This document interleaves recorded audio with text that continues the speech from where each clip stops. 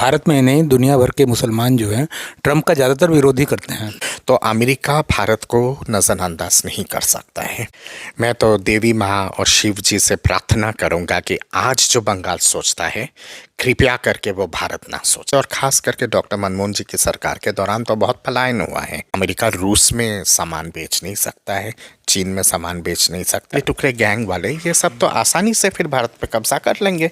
Donald Trump as a व्यक्ति वो सीधा बोलते हैं और क्लियर बोलते हैं। डोनाल्ड ट्रंप जी का जो पहला टेन्योर रहा है वो भी भारत के लिए काफ़ी सुखद रहा है। आज हमारे साथ डॉक्टर एस.के. दत्ता जी मौजूद हैं और हम उनसे कुछ राजनीति मुद्दों पर और आर्थिक मुद्दों पर बात करेंगे। सर, पहले तो रिपब्लिक हिंदुस्तान में आपका स्वागत है। जी नमस्कार, डॉक्टर शुभ्रो कमल दत्ता। तो सर, डोनाल्ड ट्रंप चुनाव जीत गए हैं, इससे भारतीय अर्थव्यवस्था पे क्या असर पड़ेगा? उनका जीतना तय था। आपकी बार डोनाल्ड सरकार और 5 साल के अंतरकाल के बाद फिर हुआ है। सबसे पहले तो बधाई देना चाहूँगा डोनाल्ड ट्रंप जी को कि इतने शानदार विजय हासिल किए। भारत के लिए बहुत ही सुखद और बहुत ही अच्छा घटना है। और डोनाल्ड ट्रंप जी का जो पहला टेन्योर रहा है वो भी भारत के लिए काफ़ी सुखद रहा है और अच्छा रहा है। कुछ थोड़ा बहुत छोटे मोटे इश्यूज़ हर देशों के बीच में होता है, कुछ चीज़ों पे मतभेद होता है, पर मनभेद कभी नहीं था। और पिछले 5 साल में जो बाइडेन के कार्यकाल में और कमला हैरिस जी जब उपराष्ट्रपति रहे हैं अमेरिका के, अभी भी हैं जब तक शपथ नया टीम का नहीं होता है, जिस तरह से अपेक्षित था कि चीज़ें होगा कुछ चीज़ों पे हुआ है, पर बहुत सारे चीज़ों पे मतभेद भी रहा है। और मतभेद कहीं ना कहीं पे एक कोल्डनेस ला दिया था संपर्कों में दोनों देशों के बीच में। और वो मैं समझता हूँ कि वो अमेरिका के हित में भी नहीं था और भारत के हित में भी नहीं था। बहुत इस तरह की चीज़ें डोनाल्ड ट्रंप एज ए व्यक्ति वो सीधा बोलते हैं और क्लियर बोलते हैं, कोई पेच नहीं है उनके बातों पे। और ये हम लोगों ने उनके पहले 5 साल के टेन्योर पे भी हमने देखा है। और इस बार के टेन्योर पे तो लग रहा है कि और बहुत ऐतिहासिक होगा भारत और अमेरिका का संबंध। और कहीं ना कहीं पे जो रशिया के साथ जो अमेरिका का मतभेद रहा है यूक्रेन को लेके या फिर बाकी सारे पेचीदा इश्यूज़ को लेके, वो भी मुझे लगता है कि डोनाल्ड ट्रंप के इस टेन्योर में कहीं ना कहीं पे ख़त्म हो जाएगा। क्योंकि पहले के कार्यकाल को अगर हम लोग देखेंगे डोनाल्ड ट्रंप का, तो कहीं ना कहीं पे व्लादिमीर पुतिन के साथ डोनाल्ड ट्रंप का बहुत अच्छा व्यक्तिगत संबंध रहा है। और मैं समझता हूँ कि यूक्रेन रशिया का जो युद्ध है वो शायद अब समाप्ति की ओर है। और डोनाल्ड ट्रंप के शपथ ग्रहण के बाद उस पे मुझे लगता है कि कहीं ना कहीं पे एक निर्णायक फैसला होगा। और शायद उस फैसला को निर्णायक बनाने के लिए और उस फैसला को उंगली जामा पहनाने के लिए माननीय प्रधानमंत्री जी नरेंद्र मोदी जी का बहुत ऐतिहासिक हाथ रहेगा उसमें। भारत में ही नहीं दुनिया भर के मुसलमान जो हैं ट्रंप का ज़्यादातर विरोध ही करते हैं, तो इससे मुसलमानों पे विश्व में क्या प्रभाव पड़ेगा ट्रंप के जीतने पे? इस बात के जवाब देने से पहले जो आपने आर्थिक विषय पे जो आपने मुझे पूछा था, मैं उसी पे आ रहा था। आर्थिक चीज़ों को लेके कुछ चीज़ों पे 19-20 की मतभेद ज़रूर रहेगी, पर वो मतभेद मनभेद नहीं होगा। और आज कहीं ना कहीं पे भारत जिस तरह का एक उभरता हुआ सितारा है आर्थिक जगत में, आज भारत तीसरे पावरफुल देशों में से है पूरे दुनिया में। और अगले 5-6 साल तक दूसरे नंबर पे आ जाएंगे भारत आर्थिक पटल पे, और कम से कम 10 साल के अंदर तो हो ही जाएगा वो। तो अमेरिका भारत को नज़रअंदाज नहीं कर सकता है।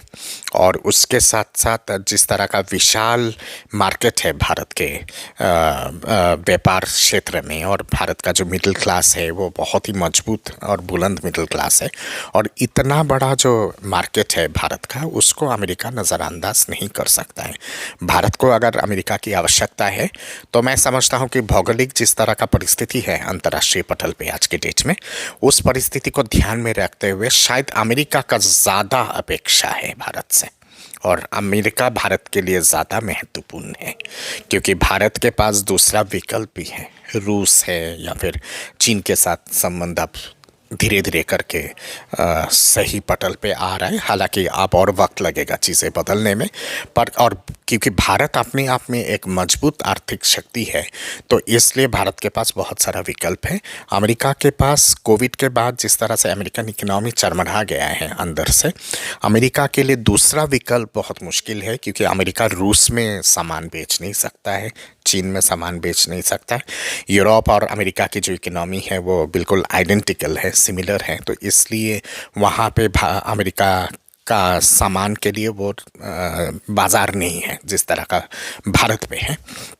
तो इसलिए अमेरिका की ज़्यादा आवश्यकता है भारत के लिए, और इसलिए डोनाल्ड ट्रंप, क्योंकि बहुत सुलझा हुआ राजनेता है और वो एक बहुत बड़ा बिजनेसमैन है, तो वो कतई संबंध को ख़राब नहीं करेगा जिससे अमेरिकन हितों का नुकसान हो।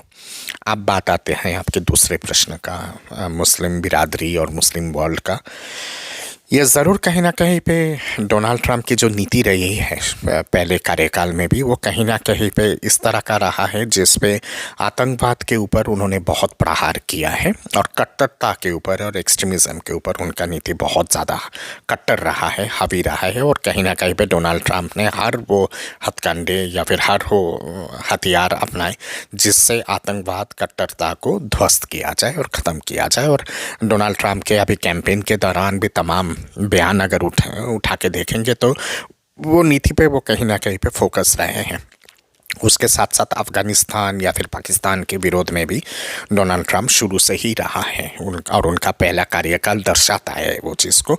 और अब जिस हिसाब से हाल फिलहाल में उन्होंने जो बांग्लादेश का मुद्दा उठाया, हिंदुओं का जो मुद्दा उठाया, जिस तरह से नरसंहार हो रहा है बांग्लादेश में, डीप स्टेट का जो मुद्दा उन्होंने उठाया है, और डोनाल्ड ट्रंप घोर विरोधी है डीप स्टेट का, और उसके साथ साथ हिंदुओं का जिस तरह से कत्लेआम हो रहा है बांग्लादेश में, और हिंदुओं का हितों को सुरक्षा देना और कमिटमेंट देना, उन्होंने सरेआम ये सारी बातें कहा हैं। तो मैं समझता हूँ कि अमेरिका की जो रणनीति रही है मुस्लिम वर्ल्ड को लेके, उस पे एक सी ट्रांसफॉर्मेशन डोनाल्ड ट्रंप के आने से होने वाला है। और वो कहीं ना कहीं पे मुझे लगता है कि कट्टरता जो है पश्चिम एशिया पे या फिर पाकिस्तान पे, अफ़गानिस्तान पे, बांग्लादेश पे, वो सबको ध्वस्त करने के लिए हर तरह का प्रयास डोनाल्ड ट्रंप करेंगे। और उस प्रयास में शायद भारत से सहयोग भी मांगेंगे, और भारत के साथ काफ़ी ज़्यादा वार्तालाप भी होगा और एक्सचेंज ऑफ आइडियाज़ भी होगा, सिक्योरिटी मैकेनिज़्म का एक्सचेंज होगा, और वो कहीं ना कहीं पे भारत के हित में बहुत बेहतरीन साबित होगा। जैसा कि आप IIT BHU में आए हुए हैं, तो IIT BHU के छात्र हों या IIT देश के IIT भर के छात्र हों, बाहर विदेश जाके पढ़ाई करके सेटल हो जाते हैं अच्छे पैकेज पे, तो ऐसे कैसे हम विश्वगुरु बनेंगे? ये कहीं ना कहीं पे ब्रेन ड्रेन का जो नीति रहा है, वो ब्रेन ड्रेन का नीति कहीं ना कहीं पे पहले रहा है, और इस चीज़ को हम लोग इनकार नहीं कर सकते हैं, नज़रअंदाज नहीं कर सकते। और ख़ास करके डॉक्टर मनमोहन जी की सरकार के दौरान तो बहुत पलायन हुआ है बुद्धिजीवियों का, और ब्रेन ड्रेन बहुत बड़े पैमाने पे हुआ है। पर जब से माननीय प्रधानमंत्री जी नरेंद्र मोदी जी आए हैं, और उन्होंने जिस तरह का मेक इन इंडिया और मेड इन इंडिया पे जिस तरह का उन्होंने फोकस किया है, आत्मनिर्भर भारत पे उन्होंने जिस तरह से फोकस किया है, डिजिटल इंडिया, स्किल इंडिया पे जिस तरह का फोकस उनका रहा है, फिर उसके साथ साथ आपके यूनिकॉर्न को लेके, स्टार्टअप्स को लेके जिस तरह का फोकस मोदी जी का रहा है, और मोदी जी का विदेशी कंपनियों के साथ भी शर्त यही रहा है कि आप यहाँ पे अगर प्लांट लगाते हैं, आप यहाँ पे निवेश अगर करते हैं, तो उस निवेश का, उस प्लांट का, उस इंडस्ट्री का एक महत्वपूर्ण कंपोनेंट जो है, वो कंपोनेंट होगा technology transfer, make in India के लिए। तो ये सारी चीज़ें जो पिछले 10-11 साल पे जो हुआ है, वो कहीं ना कहीं पे पूरा माइंडसेट बदला है। आज अगर आप FDI और FII अगर देखेंगे, फॉरेन डायरेक्ट इन्वेस्टमेंट और फॉरेन इंस्टीट्यूशनल इन्वेस्टमेंट, उसका कंपोनेंट के हिसाब से आप अगर देखेंगे, तो भारतीय जो मुल्क के जो लोग हैं, जो पीपल ऑफ इंडियन ऑरिजिन या फिर प्रवासी भारतीय लोग, वो बहुत बड़े पैमाने पे भारत में निवेश कर रहे हैं FDI के माध्यम से और FII के माध्यम से। बहुत ऐसे, मैं सैकड़ों ऐसे लोगों को जानता हूं जो IIM के प्रोडक्ट हैं या फिर IIT के प्रोडक्ट हैं, एम्स के प्रोडक्ट हैं, जो कहीं ना कहीं पे विदेश में जाके सेटल्ड हो गए थे, अमेरिका में सेटल्ड हो गए थे, यूरोप में सेटल्ड हो गए थे, UK में सेटल्ड हो गए थे। उनमें से बहुत सारे ऐसे एग्जाम्पल है जो भारत में वापस आए हैं, वापस आके यहाँ पे अपना इंडस्ट्री लगाए हैं और यहाँ पे अपना इंस्टीट्यूशन खोले हैं, और make in India, made in India के माध्यम से काम कर रहे हैं। तो ऐसे सैकड़ों मिसाल है। और कहीं ना कहीं पे आप अगर ये ब्रेन ड्रेन की आकलन अगर करेंगे, जिस हिसाब से 90 के दशक पे या फिर 80 के दशक पे जिस हिसाब से देश से बुद्धिजीवियों का पलायन हो रहा था, वो 2014 के बाद से बहुत हद तक कम हुआ है। अभी भी हो रहा है, ऐसी बात नहीं कि नहीं हो रहा है, पर मैं समझता हूँ कि एक सिस्टम जब चरमरा जाता है उसको नियंत्रित करने में और संतुलित करने में समय लगता है। और ये पिछला जो 2 कार्यकाल रहा है मोदी जी का, वो कहीं ना कहीं पे संतुलित करने में और नियंत्रित करने में बहुत वक्त लगा है और काफ़ी फोकस रहा है। और उसी का परिणाम आज हम देख रहे हैं कि अब युवा पीढ़ी के लोग स्टार्टअप कंपनी देश में खोल रहे हैं, नया नया कंपनीज खोल रहे हैं। 2 साल 3 साल के अंदर वो यूनिकॉर्न बन रहा है, सुपर यूनिकॉर्न बन रहा है। इस तरह की चीज़ें हो रहा है और ऐसे सैकड़ों उदाहरण हैं युवा पीढ़ी में। तो ये कहीं ना कहीं पे ये जो बाहर की तरफ जो पलायन हो रहा था, वो कहीं ना कहीं पे रोकने के लिए एक बहुत बड़ा योगदान साबित हुआ है। और अब ये उल्टा वे में अब ये ट्रैफिक हो रहा है। अब वहाँ से पलायन रुक के वापस वहाँ से देश में आ रहे हैं लोग। अच्छा, एक कहावत थी पहले, what Bengal thinks today India thinks tomorrow. ये कहावत थी। बंगाल में जिस तरह कोलकाता में हुआ, आपने देखा जिस तरह से रेप हुआ, ब्रूटल रेप जिसे कहा जाता है, और ऐसे कई केसेस बंगाल से आ रहे हैं। इसे आप किस तरह देखते हैं?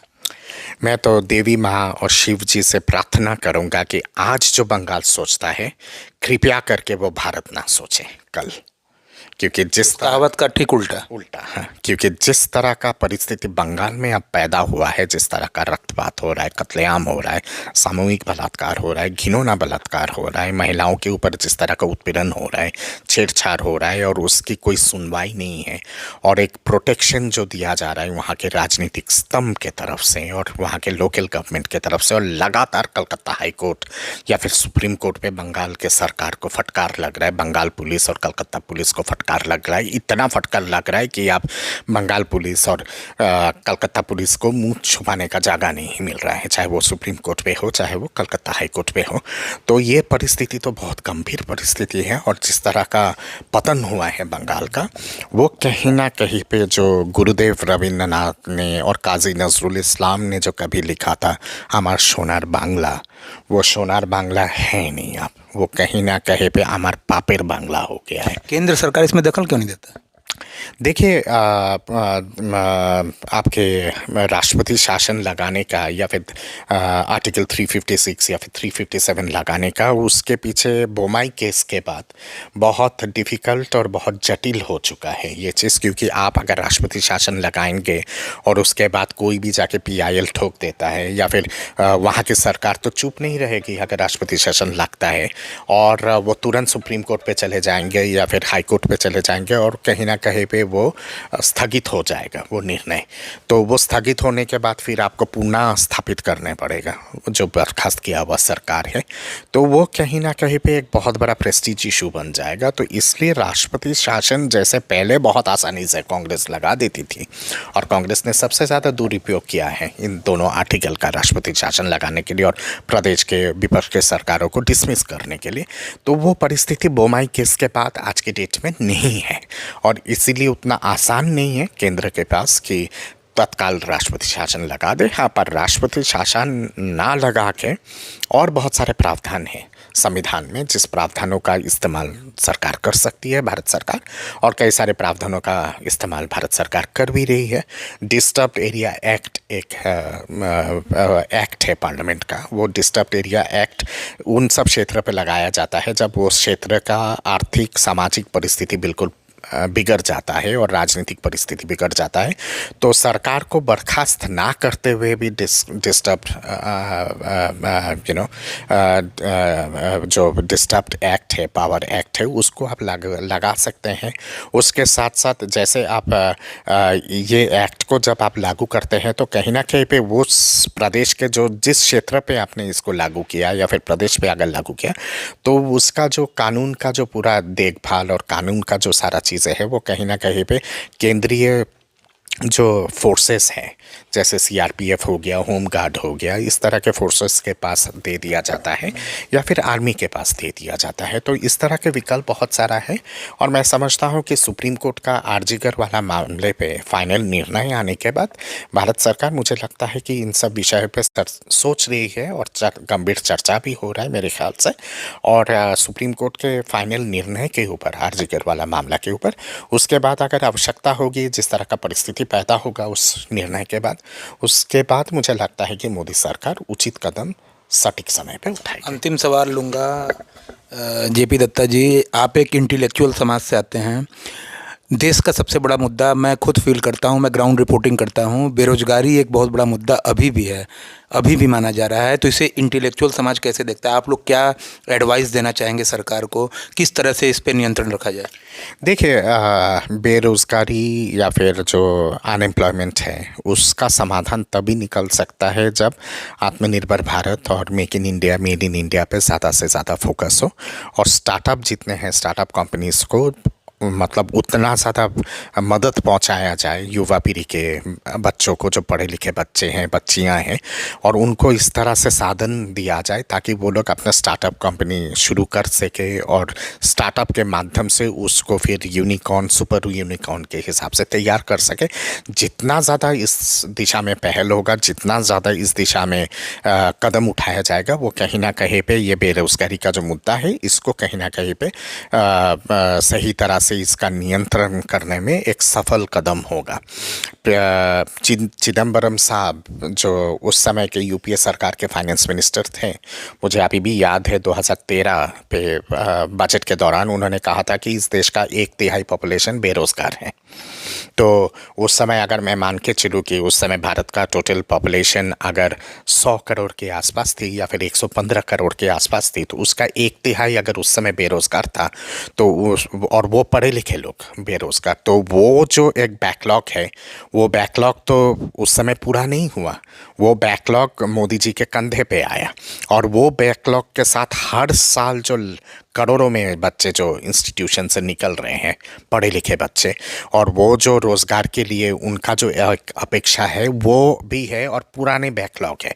तो इसलिए मौजूदा सरकार के ऊपर बोझ जो है वो बहुत ज़्यादा भारी है बेरोज़गारी का, क्योंकि पुराना इतना बड़ा भारी बोझ है और उसके साथ साथ नया रोज़गार पैदा करवाना वो अपने आप में एक बहुत बड़ा चुनौती है। पर मैं समझता हूँ कि माननीय प्रधानमंत्री जी जिस हिसाब से स्टार्टअप को, जिस हिसाब से एक तरह से पूरा बैकअप कर रहे हैं और मदद पहुंचा रहे हैं, और उसके लिए जिस हिसाब से अनुदान लगातार बजट में दिया जा रहा है, वो कहीं ना कहीं पे पूरे देश भर में एक जाल बिछ गया है स्टार्टअप कंपनीज का। और ये सारे स्टार्टअप कंपनीज कहीं ना कहीं पे यूनिकॉर्न, सुपर यूनिकॉर्न के हिसाब से तब्दील हो रहा है। और जब एक स्टार्टअप कंपनी यूनिकॉर्न की दिशा में बढ़ता है या फिर सुपर यूनिकॉर्न के दिशा में बढ़ता है, वही स्टार्टअप कंपनी जिसकी शुरुआत 5 लोगों के साथ हुआ था, 5 पढ़े लिखे जवानों के साथ हुआ था, वो यूनिकॉर्न जब बनता है वो 5 से वो 100 हो जाता है, 200 हो जाता है, यानी कि 200 लोग और उनको रोज़गार मिलता है। और जब सुपर यूनिकॉर्न होता है तो कम से कम 500 या फिर 1000 नए लोगों को रोज़गार मिल जाता है। तो इस तरह की चीज़ें जो हो रहा है, ये मैं समझता हूँ कि एक सही नीति है और सफल नीति है। और इसके माध्यम से जो 60 साल का जो बोझ रहा है भारत का, जिस बोझ को मोदी जी साफ करने की कोशिश कर रहे हैं और लगातार प्रयास कर रहे हैं, इस बोझ को एक दिन में दूर नहीं किया जा सकता है या फिर 5 साल में दूर नहीं किया जा सकता। इसके लिए कम से कम 15-20 साल चाहिए, क्योंकि जब कूड़ादान में बहुत ज़्यादा कूड़ा भर जाता है तो उस कूड़ादान को साफ करने के लिए भी तो टाइम लगता है ना। एक दिन में आप साफ नहीं कर सकते हैं, 10 दिन कूड़ा सड़ने लगता है, पर उसको साफ करना आवश्यक है और 10 दिन लगता है। 10 दिन लगने के बाद उसको डिटॉक्सिफाई किया जाता है, उसको कहीं ना कहीं पे तमाम जितने सारे औषधि हैं उन सब मेडिसिन्स दे के उसको कहीं ना कहीं पे एक डिसइंफेक्टेंट के हिसाब से उसको नया कूड़ादान के हिसाब से तैयार किया जाता है, ताकि चीज़ें चरमरा ना आए और नया जो गंदगी है उसके लिए एक जगह बनाया जाए ताकि रेगुलर बेसिस पे उसको साफ किया जाए। यही तो हर घर के डस्टबिन के साथ भी यही होता है। मोहल्ले के जो डस्टबिन है एमसीडी आके लेके जाती हैं सारी चीज़ें। तो इतने सालों का जो ये बैकलॉग रहा है जो कहीं ना कहीं पे आर्थिक चीज़ों पे कहीं ना कहीं पे बहुत खतरनाक परिस्थिति पैदा किया था, उस चीज़ को साफ करने में मोदी जी को समय लगा है। पर मैं समझता हूँ कि अब धीरे धीरे करके चीज़ें काफ़ी हद तक साफ हुआ है और कदम उठाने की ज़रूरत है। और बाकी जो चीज़ें हैं जो अभी भी सही नहीं हुआ है, नियंत्रित नहीं हुआ है, उन सब को और साफ करने के लिए और 2, ढाई, 3 साल लगेगा। पर मैं कह सकता हूँ कि देश ने गति और दिशा पकड़ लिया है। बटेंगे तो कटेंगे, अभी योगी जी का बयान आया था, पूरे देश में इस पे हड़कंप मच गया, लोग तरह तरह की बातें भी करने लगे। कुछ लोगों का अलग स्टैंड था, कुछ लोगों का अलग इशारा था, कुछ लोगों का कहना था कि एक कम्युनिटी की तरफ भी ये एक तरह से वो है। इस बयान को जेपी दत्ता जी, अरे डॉक्टर एसके दत्ता जी किस तरह देखते हैं? ये नारा पे गलत क्या है? क्या ये सच नहीं है कि अगर हर व्यक्ति अगर बढ़ जाता है तो बिखर नहीं जाता है? परिवार जब बढ़ जाता है तो परिवार बिखर नहीं जाता है? तो बटेंगे तो कटेंगे का मतलब ये है कि समाज को लामबंद रहना है, समाज को एक साथ रहना है। और समाज को एक साथ रह के जितने सारे चुनौती हैं उन सब चुनौतियों का किस तरह से मुकाबला किया जाए वो महत्वपूर्ण है। अगर समाज अगर बटा हुआ रहेगा तो बटा हुआ समाज को तो बाहर के जितने सारे ताकतें हैं या फिर जितने सारे आतंकवादी संगठन हैं, एक्सट्रीमिस्ट आइडियोलॉजी और एक्सट्रीमिस्ट विचारधारा के लोग जिस पे विश्वास करते हैं, जो लोग सरतन से जुदा के बात करते हैं या फिर हमें चाहिए आज़ादी, ये टुकड़े टुकड़े गैंग वाले, ये सब तो आसानी से फिर भारत पे कब्जा कर लेंगे। पश्चिम के जो बहुत सारे ऐसे जो कंपनीज़ हैं, बहुत सारे पश्चिम के ऐसे सरकारें हैं जो भारत पे एकदम चील की तरह नज़र बना के रखे हैं और जो गीत की तरह भारत को नोचना चाहते हैं, उनके लिए तो बहुत आसान रास्ता हो जाएगा ये। उसके साथ साथ तमाम जितने सारे आतंकवादी संगठन हैं, चाहे वो लश्कर ए तोयबा हो, हरकतुल अंसर हो, अलकायदा हो, आईएसएस हो, वो सब तो बहुत आसानी से भारत में आके आक्रमण करेंगे। तो इसलिए भारत के समाज को तो लामबंद होना होगा। भारत के 140 करोड़ लोग जो हैं उनको लामबंद होना होगा इन सब मुकाबलों को सही तरह से मुंह तोड़ जवाब देने के लिए। तो इस पे गलत क्या है? कोई गलत नहीं है और सही नारा है। मैं तो एक स्टेप और आगे जाता हूँ, मैं कहता हूँ कि बटेंगे तो काटेंगे, जोड़ेंगे तो लामबंद रहेंगे, आबाद रहेंगे। यही सपा का नारा था, जोड़ेंगे तो जीतेंगे।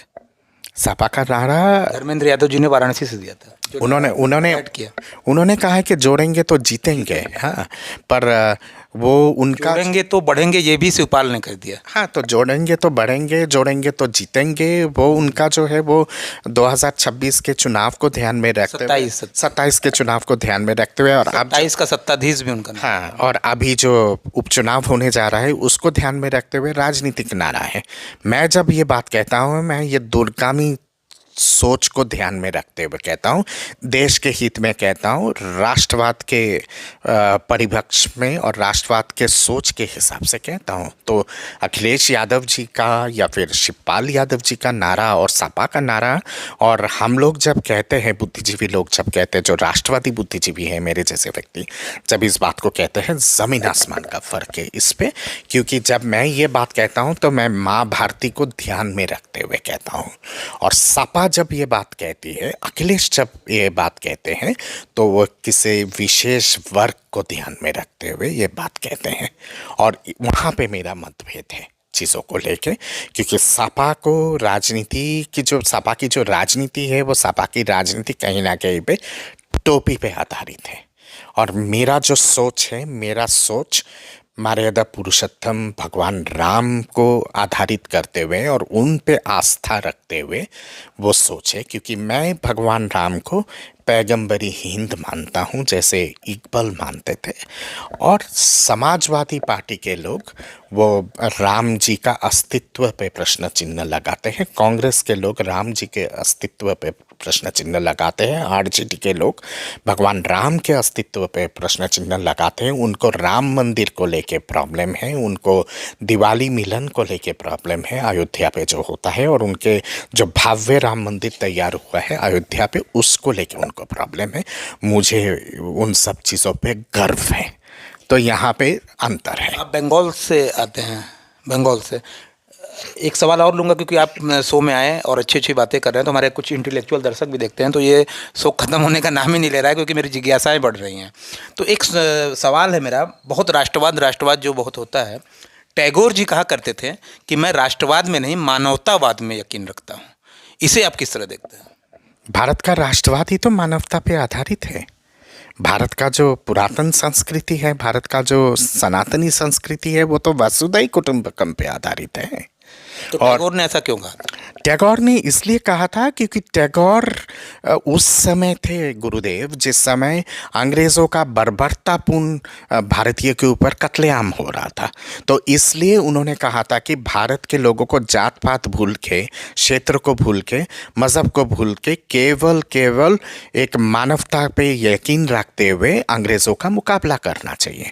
तो उस समय का जो दृश्य था भारत का, या फिर उस समय जो भारत का सिचुएशन था वो अलग था, और आज का जो भारत का सिचुएशन है वो अलग है।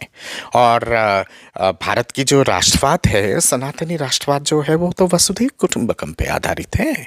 और जब कोई भी चीज़ वसुधैव कुटुंबकम पे अगर आधारित हो और जिस पे पूरा वसुंधरा को माँ माना जाए और माँ पृथ्वी को माँ माना जाए और हर कोई अपना है, वो नीति अपने सोच में रखा जाए, अपने संस्कृति में रखा जाए, तो फिर उस पे तो मानवता आ ही जाती है। और इसलिए तो स्वामी विवेकानंद जी ने चिकागो के पार्लियामेंट ऑफ रिलीजन पे उन्होंने जब संबोधित किया था अमेरिका के लोगों को, उन्होंने brothers of America, my dear brothers and sisters of America करके उन्होंने संबोधित किया था, जिस पे 8-9 मिनट तक स्टैंडिंग ओवेशन और तालियों की गूंज हुई थी, क्योंकि अमेरिका के लोग उससे पहले brothers and sisters of America कभी नहीं सुने थे।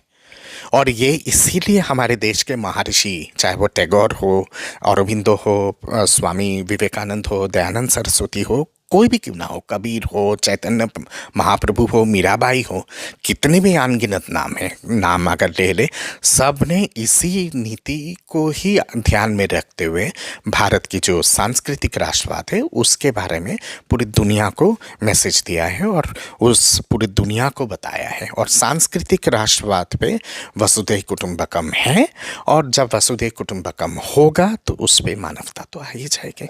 ये थे हमारे साथ डॉक्टर एस.के. दत्ता जी, जो कि इंटेलेक्चुअल हैं और आईआईटी के आज सेमिनार में आए थे, और ऐसे ही वो हमारे शो में आते रहें भविष्य में भी। हम उम्मीद करेंगे कि अगर वो यहाँ वाराणसी में उपलब्ध नहीं होते तो हम उनके यहाँ पहुँच जाएं, या फिर कॉन्फ्रेंसिंग के जरिए हम बात करते रहें और शो में वो आते रहें। धन्यवाद।